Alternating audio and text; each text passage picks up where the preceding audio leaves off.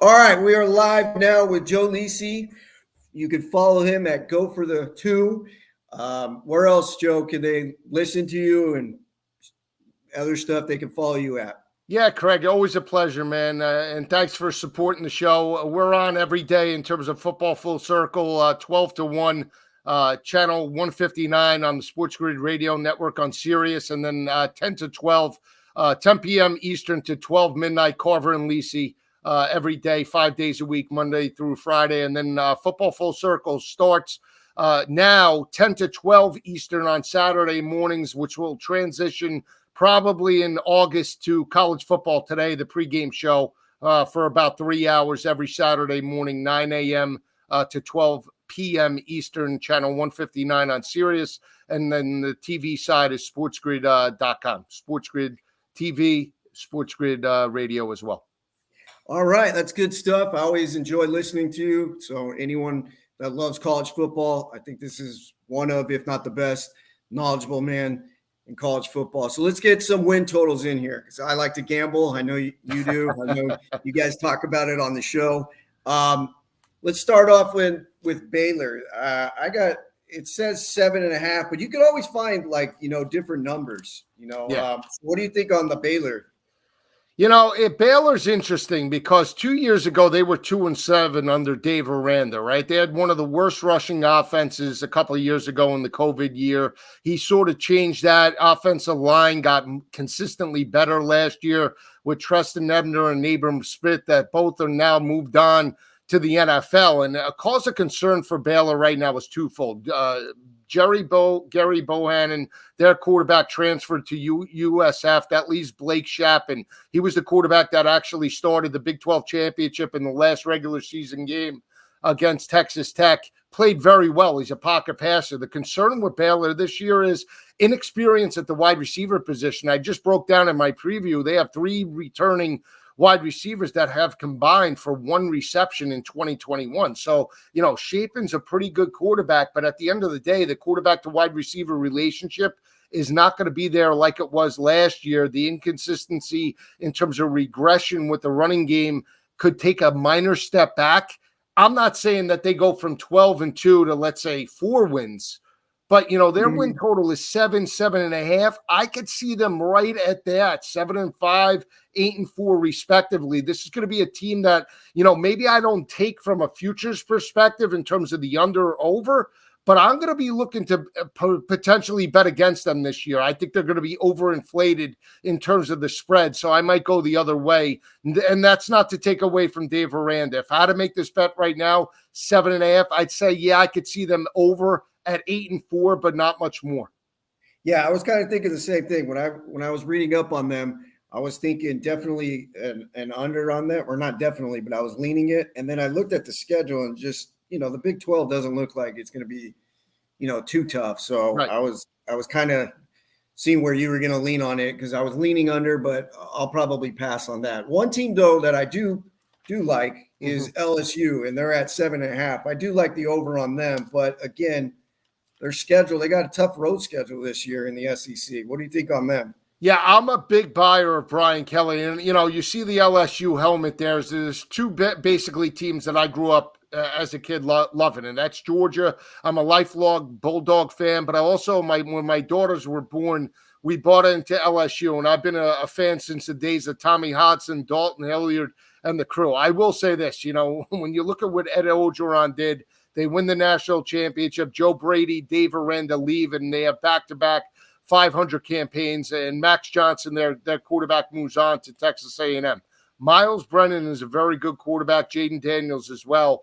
But those wide receivers, Jere Jenkins, Kayshon Boutte, are 2 of the top in the SEC, if not maybe potentially all of college football when it's all said and done this year. So I think they're going to be significantly improved because Brian Kelly always has his teams prepared. They did fantastic in terms of the transfer portal. That front seven's going to be elite. They recruit eerily similar to Alabama, Craig.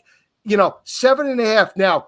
The games week 1 against Florida State could be a trap game because Mike Norvell is on the hot seat. They need to win that ball game. They're already 3.5-point favorites, but I think they pull that ball game out. They go on I think they have Tennessee at home in Baton Rouge. That's a very difficult ball. Yeah, that's a tough one because of Hendon Hooker. But you know what? I already liked them plus 16 against Alabama at home. 29.5-point dog last year. They almost won the game outright. They lose 20-14.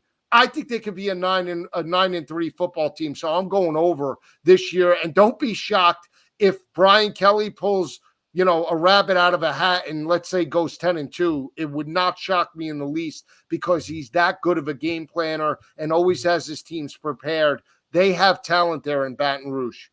All right, good, because I like LSU as well. And I think Brian Kelly, I think Ed Orgeron can recruit. I just didn't think he was as good as a coach. I mean, he got great players. I mean, look, they had one of the best offenses, one of the best teams when they won the national championship. I just didn't think he was that great of a coach. I think Brian Kelly's a little bit better of a coach, and I think they still have talent. I like their over. Let's go. I think you agree with me on this one too. Is UCLA? I kind of like the over if I could find 7.5, but the site I'm on right now it has it at 8. But what do you think of UCLA? I kind of like what they're doing with Chip Kelly. I mean, they're not going to be able to recruit as well now that Lincoln Riley's over there at USC, but they got some talent there. They got a good quarterback. I kind of like the over. Yeah, this, and I look at it objectively. I wrote an article 2 years ago that actually started last year that had Chip Kelly on the hot seat, right? Didn't live up to expectations, under 500 at home, and obviously in the Pac-12 conference. I believe it was 9-15 in the Pac-12 before last year. What does he do? He turns it around. He goes 8-4. But it wasn't just the 8-4 record. It's how they turned it around. Offensive line got much better. They ran the football, and that front seven held opposing offenses to only about 128 rushing yards per game. Guess what? You have a defensive front that holds opposing offenses in the Pac-12 to less than 130 rushing yards per game. You're going to be putting opposing offenses into long third down situations. You're giving your offense an opportunity to score with DTR, an experienced quarterback. I like this team a lot. Not only that, Craig, their schedule, first 5 games, they could be 5-0 before they face off in the Rose Bowl against Utah. I picked them as a sleeper. I think they could win the Pac-12 at 12-1. I already made that bet on FanDuel. I think they could be a 10-plus football team, 10 wins this year. And let's be honest, the Pac-12 is up for grabs. I'm not sold on Oregon with Dan Lanning. I'm not sold just because Caleb Williams and Lincoln Riley are there. USC was atrocious on the defensive side of the ball. Yeah. So you know what? I'm a buyer of UCLA. I think they could be potentially the best team in the conference entering the season. Oh, then I love it. Okay, then I'm going to play that one for sure. One other one in the Pac-12 I'm leaning on the under is Washington. It just seems like that program's starting to go down. Yeah, Jimmy Lake did a terrible job. It's amazing. It's incredible. Has the team, in the COVID year, they're 3-1. Potentially they should have been a Pac-12 representative to square off against USC, right? And what happens? Oregon takes their spot. Oregon wins the Pac-12 and USC is out of the college football playoff last year. And then that off the field issue, players transferring, the defense took a major step back. They weren't prepared. Dylan Morris was not the answer. They don't have a consistent running game. This is a major rebuild, I believe, for DeBoer and the crew. And he's a good head coach. At the end of the day, he's going to get it right, but you got to give him 2, 3, 4 years to get it done. I just don't think in year one they're going to, be all of a sudden challenge USC from an offensive perspective, UCLA, some of the other teams, even Washington State, their crosstown rival, I think has a leg up on them entering this year. So for me, I would go under in year number one. Schedule is very hard. It matched up well for them last year. They didn't take advantage of it. I'm going under. Yeah, I agree with that. I mean, they got to play Michigan State. I mean, they get them at home, but they got to go at UCLA. They got at Cal, at Oregon, at Washington State. I mean, not easy. That's going to be tough for them. I mean, Michigan State's going to be pretty good again this year. Another under that I was leaning at is Florida. I don't understand the Anthony Richardson hype on him. Like I see mock drafts, like even top 15 quarterback, like being picked in the top 15. I just don't get it. What am I missing on that?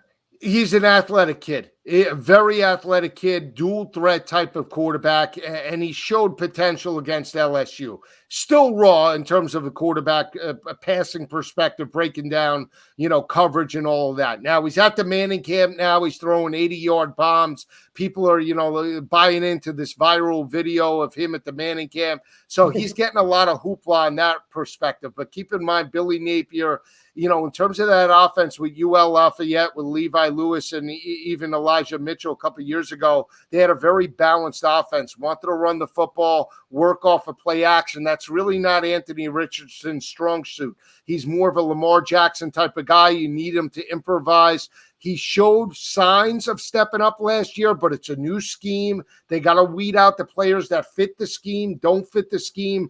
Florida's defense was terrible at the end of last year. I mean, Ty Davis-Price abused them for 287 on the ground last year. They rushed for 300, LSU did, in that home win over the Gators. This is not a one-year fix. Georgia abused them. I think Tennessee is better than them. Will Levis in Kentucky is better than them, just from consistency and where they are as a program. And Dan Mullen didn't recruit. So 7 is the win total. They're going to have to play Tennessee. They play a blue-collar team in Utah. I think Utah matches up well against them. They should get that victory.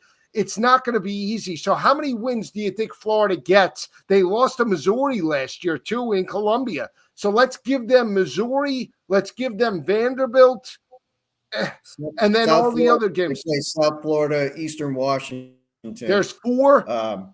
Maybe they South can Carolina get this. Yeah, it's not, with Carolina with Rattler. Tough. Right. It's not. So I'm under in year 1 with you. I think I lean to the under with them.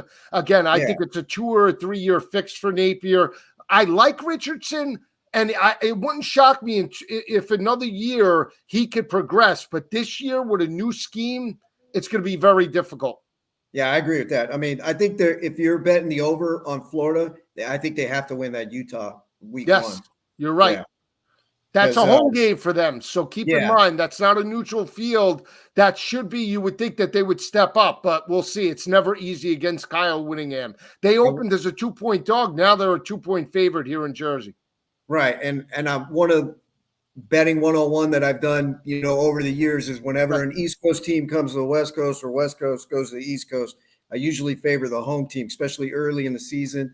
Teams aren't prepared for the time travel. But I still like Utah in that game. I don't know. Florida's got a new head coach.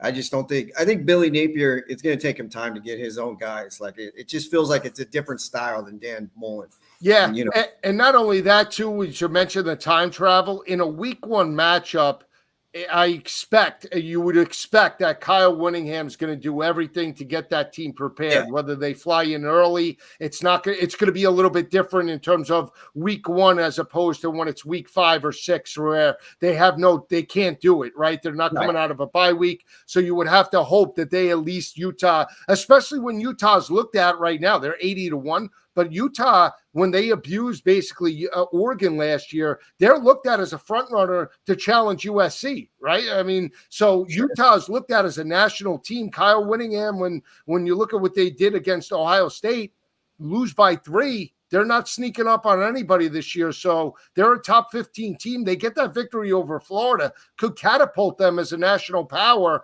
and then we'll see how they play in the Pac-12 this year. Okay, so I live in San Diego, so some of the people, that will rewatch this later, they like, San Diego State. What are your thoughts on them? I mean, they've been a pretty good program. You got a new stadium. They're not projected to be that good this year, but the arrow, I feel like, is definitely going up for them. Yeah, I can only go over for, and this is a testament to what Rocky Long did and even Brady Hoke. I mean, just what San Diego and San Diego State just represents, right? You live in the area, blue collar, run the football, solid defense in terms of what they had last year, one of the top third down defenses in all of college football. They're opportunistic. Now, the Mountain West Championship game, they couldn't get it done. It's a shame, but, they played a very good team in terms of that situation, right? At the end of the day, I think Brady Hoke, for me, he's got like another splice on life, right? I mean, moving on from Michigan and what he was able to do being a position coach there and then taking over. He's got the recipe now. Not a lot of expectations on San Diego State, but all they do is win football. I can never bet against them in terms of talent. I would never bet on their under. I would only look to either a no play or an over. And at the end of the day, see how they progress. I love teams that run the football, have solid front sevens. They've recruited very, very well over the last 5 years. I'm buying them this year as well. That, for them to win the Mountain West, it wouldn't shock me in the least. All right, sweet. So I think some people will enjoy to hear you say that. All right. What do you got projecting the college football playoff? I'm going to say it's going to be chalk. I'm going to pick Alabama, Georgia, Clemson, and Ohio State. I'm going to pick Ohio State to win it all. I think that offense is just absolutely loaded. I think they got some 5 stars on the D line. I think it's Sawyer, the white guy on the defensive end. I think, you get some. Basically, if you build their team to score a lot of points and they get enough of a pass rush, I know they struggle stopping the run, but shit, if you're scoring, it's 21-3 first 3 drives into the game, you might not need to be able to stop the run. So I kind of like Ohio State. I mean, they got receivers that are better than the NFL, teams. I mean, I just think they're loaded. I think they got maybe, one of the top 5 offenses of all time. It could be. I mean, running back's going to be a stud. Receivers, like I said, as long as the O-line protects. Yeah. So I like Ohio State. What do you got for your Final Four? Yeah, I haven't really broken it down outside chalk as well. I like Ohio State. I like Alabama. I still am a big believer in Oklahoma State to crack it this year in terms of the Big 12. I like Oklahoma State. They're 6-1 to win the Big 12 conference. I know they lose Jim Knowles to Ohio State. That's another reason why Ohio State went from 5-1 down to 3-1. You mentioned that offense as well. And I'll bring up a couple of things about Ohio State just from a betting perspective, just to make the fans and listeners think about in terms of that week 1 matchup. So I'm in agreement with you. I think, right here, right now, it's Ohio State and Alabama. Georgia's interesting because I'm a Georgia fan. And here's the thing that there's no doubt they're going to win the East. That's no doubt. I mean, it would be shocking if Georgia didn't go at least 10-2 or an 11-1 in terms of the SEC this year. And whether they lose to Alabama in the championship game is going to be seen. But when you lose that much talent, 15 players to the NFL, we saw what LSU did in terms of losing 14 players and with Ed Orgeron. I think Kirby Smart's a better head coach, but you lose Dan Lanning. Can they sustain that attrition? Obviously, from a player and coach perspective, Alabama's been the only team that has been able to move on like a machine. They just understand what needs to be done. And that's why Nick Saban's absolutely the best, because it's a process. The kids buy into the program. The coaches do as well. We're talking about a Georgia team that won their first national championship in 41 years. How do they handle that? That's a concern. They lose Jermaine Burton to Alabama as well. Your best wide receiver coming back. He goes to Alabama. Can you explain that to me? How is that? I mean, where's the love? I mean, that's ridiculous, right? I'm a Georgia fan. I mean, go anywhere. Can you go to Oklahoma? Can you go to Oklahoma State? You go to the team that you beat in the national championship. What a slap in the face, right? I mean, unbelievable. So if I had a bet right now, when you say, okay, top 4, Alabama, Ohio State, and I put Oklahoma State, and I'd say, you know what, Clemson. I'll just throw a couple of factors, and I know we're tight on time, but just keep in mind as well, from 2016, I did the preview, and I'm breaking down the preview. Just think about this perspective. Alabama's 51-5 straight up against SEC opponents since 2015, 2016. They lost 5 games. They're 51-5. Okay. Okay. Think about this. All right. That's 51-5. Okay. That's one statistic that I put into the preview straight up. That's not in the ACC. That's in the SEC. SEC. Okay. SEC. Now, Ohio State has lost 3 games conference wise since basically the last 4 years. Okay. So now you have Ohio State. They don't lose. When you look at Clemson, okay, Clemson heading into last year had only lost about 4 or 5 conference games. They lost obviously last year to Georgia. That was a non-conference. They lose to Pitt and they lost to NC State, right? Both on the road, by the way. they've lost like 5 or 6 games. They are like 69 or 60. I have it in the preview, 69-4, 69-6 in the ACC since 2014. Yeah. That's Clemson. Think about this, and I'll give you another one. Clemson at home in Death Valley, straight up since 2016. You want to take a guess on what Clemson's home record is at home in Death Valley? I would say they have 1 loss. Yeah, they do. 46-1 straight up. Their only loss came to Nate Peterman in Pittsburgh. These teams do not lose at home. They don't lose a lot in the conference, and that's why it's chalk all the time. Yeah. I like Oklahoma State. I like Clemson. Clemson gets both Miami and NC State at home. They're a 7.5-point favorite already, and they're a 10-point favorite over Devin Lear and the crew. I will say I think a game that could be sneaky for Clemson is Florida State because they played them very well last year. They covered that line. I was on that. Came on a last-second fumble that they recovered in the end zone. Last play of the game. Last play of the game. I lucked out on that one. I thought I lost the whole game. The over came in. And the over came in, which was shocking. The kid missed like 3 field goals for Clemson. I wanted to knock him out. I was crazy. So it's amazing. So that could be a sneaky game. And just keep this in mind as well from the betting perspective. Week 1, Ohio State, clearly the best team on paper against Marcus Freeman and Notre Dame. No quarterback, no real consistent offense. Marcus Freeman looked like a deer in the headlights, and that's not a knock. But first game as a head coach against Mike Gundy, he didn't make halftime adjustments. Jumps out to a big lead, they don't adjust. Notre Dame loses that ball game to Oak State in the bowl game. If you're going to give Marcus Freeman any shot, it would be in week 1 because he's got 6 months to prepare and break down game film for C.J. Stroud, Travion Henderson, Marvin Harrison Jr., and those wide receivers, Smith and Jigba as well. Yeah. So if you're going to give them any shot, I'm inclined to take Notre Dame week 1 because of that. And that line's moved already from 10.5 to 14.5. It's over a key number. So you know what? We're not asking them to win the ball game, just cover. Now, I know it seems unrealistic, and I'm not saying Ohio State's not the best team, but from the spread perspective, if you want to give a defensive-minded head coach their best shot, it's with 6 months of prep. I'm willing to back that in that type of situation than any other. So that's a lean that I'm looking for week number 1. And I like Penn State a little bit as well. I think they could be sneaky this year. Penn State got back on track. If Clifford doesn't go down last year, Craig, they win that ball game against Iowa. I bet you they don't lose against Illinois, and maybe it's a different story. They've lost 9 of the last 10 to Ohio State by like 14.6 points per game. They play them tough. Yeah, let me give you one more bet. Here's another thing to look at, in terms of everybody. Alabama hasn't lost a week 1 matchup since 2001. They've killed the competition 25-2, and I've always bet against Alabama in these marquee games. Even took Miami last year, and I was dead wrong. But they're laying a huge number, 38.5 to Utah State. Utah State last year was 7-0 on the road. They beat Oregon State last year in the bowl game.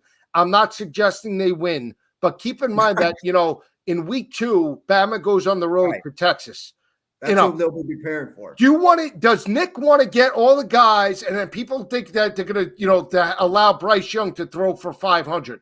No. They could build a big lead week 1 and all of a sudden hold back the dogs to rest them out for that week 2 matchup. 38.5 is a lot. When you look at the margin of victory, week 1 for Bama is right in the area of 25, 26 points. Now you're giving me an extra 13 points of value.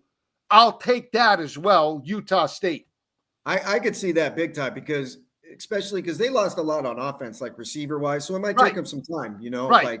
Maybe even a week, maybe first half bet. Maybe a first half, but Utah State first half, which everybody loves to do. They love to bang Alabama first half, right? So now it's a new offense. That one year it was hitting like every week. Until the Citadel. Remember Citadel was 10-10. They were laying 52.5 in that game. They didn't even cover, right? I was like, what happened with this? I think Citadel's Twitter handle was tweeting out like it's not that hard. It's not that hard. And they still lost 40-10, but they didn't cover. It was amazing. It's like, is Alabama going to lose this game? It was crazy. But those are the type of games. Yeah, I agree with you. You know, and I'm a big believer too in terms of like, especially week 1 matchups. If I'm going to bet a favorite, I like short favorites, anything under 5, anything under, a touchdown. So like, for me, Penn State -3.5, -3 against Jeff Brom and Aiden O'Connell. I'm willing to take that bet as opposed to laying double digits with a team that you don't know what you're going to get in that type of situation, even though Ohio State's head and shoulders above the rest, Sure. So, and I'll throw this out, potential sleepers. We talk about UCLA. They're 200-1 to win the national championship. If you believe they can win the Pac-12 like me, if they run the table and let's say they have 1 loss, maybe they crack the college football playoff. I know it's an outside shot, but they're 200-1 to win it. Yeah, I like bets like that. $10. You're right. What about LSU to win the West 40-1? Yeah. I mean, what do you think of LSU week 1? Because I'm leaning them because I feel like Kelly has already played Florida State, a couple times. You're right. Yeah, so he might know like what they're running and stuff. Right. Yeah. I mean, it's going to come down to how quick do the kids pick up the scheme. I still can look to LSU. Now, I will say the one thing that LSU last year, played down to the level with UCLA. They were laying 2.5. Max Johnson had a terrible game at O. They were not prepared in that matchup. They got blown out. But Florida State showed the ability to run the football last year. They ran it for like $177 per game last year. That was a lot better than Norvell's first season. They're the only they were I believe one of the only teams in the ACC that didn't have a game where they threw for over 300 with Travis Jordan last year. So think about that. Florida State needs to run the football. That goes right into LSU's strength. You would think under Chip Kelly this year, they should be much better in run support. So I lean with you, but it's still a sneaky game. It's still a weird line to me. I lean LSU, but why is it only 2.5? Like LSU and Kelly, the success. I mean, I still like it, but I don't love it as much as some of the other lines, and it's on a neutral field that's in New Orleans as well, which is like basically like the same line that we see with Georgia and laying 17.5 with Lanning, Oregon, Yeah, I kind of even like Oregon because they got their defensive coordinator. He's going to know some stuff, I mean, Pittman, that was the same thing. Remember when Pittman took over the job at Arkansas the COVID year? They were catching 26.5. They bet it up to 29, and then they bet it right before the game started down to like 26.5, 25. And if you would have gotten the early line at 29.5, you covered because I think they won by 26, right? So Georgia, so you had to jump on that line. But Pittman knew the talent offensively and defensively as well for Georgia, and they went toe-to-toe with DeJuan Mathis when he started that ball game. So similar type of situation, Well, I agree with you. I just don't like Bo Nix. That's the only thing. Bo Nix. Yeah, either do I. You need a perfect game out of Bo Nix to cover that line, and it's always scary going up against Kirby Smart's defense. But we'll see. I'm still upset I lost the Oregon-Auburn game to kick off a couple years ago. Terrible, right? What a game that was. Final minutes. Unbelievable. 14-0. I'm like, I got this one. And then right? I know. Crazy stats. I know. It's amazing how some of these games play out. I'm trying to think what else I broke down that came out of note. I believe Oklahoma's 29-2 at home since like 2017. So they, obviously they have some home games. Dylan Gabriel, it's tough. I'm not sold on Texas. Be careful of them. A lot of pressure on them. They can't stop anybody defensively. Takeovers in Texas games. Yeah. They're going to look to chuck it, right? I mean, I don't think any total is safe. I think Texas in like a year or two is going to be pretty good. I mean, they're recruiting very well. I think USC is going to be good in a couple of years. I think Miami is going to be good. So I think you're going to get parity in college football. Hopefully. You will. What NIL as well. This is, this is going to close the gap when kids realize they could stay home or closer to school or closer to their homes, go to a local school. Still, I mean, Jaden Rashada gets $9.5 million. He's not even a top 10 recruit for Miami. I mean, what is Arch Manning going to get eventually? 15, 20 million? These kids aren't going to leave. And that might be, believe it or not, I will say this, that might be the way these kids stay in school for 3 or 4 years, right? You're not going to see the one and dones anymore. I see like the fourth rounder, projected fourth, fifth rounder. He's going to stay. He's going to be like, I'm getting paid more here. Right. You know, I got a better chance of, bringing up my stock and maybe being a second rounder or what have you. You're going to see kids play in bowl games if it means more money and stuff like that, especially fringe type of players, if they know they could increase their brand. So in a eerie type of way, or, it might actually benefit college football with NIL in the sense of that, but it's also going to be tough. And we got to keep an eye out from the gambling perspective as well, how some of these players respond, right? If you're making $9.5 million and your position coach is making, let's say, 1.2 million, you're going to listen to that guy, So the teams that have it right, like Alabama, that win consistently, they understand big picture. Some of these other programs might not, and that's where you might have lack of unity and lack of continuity from a gambling perspective. But you'll be able to see that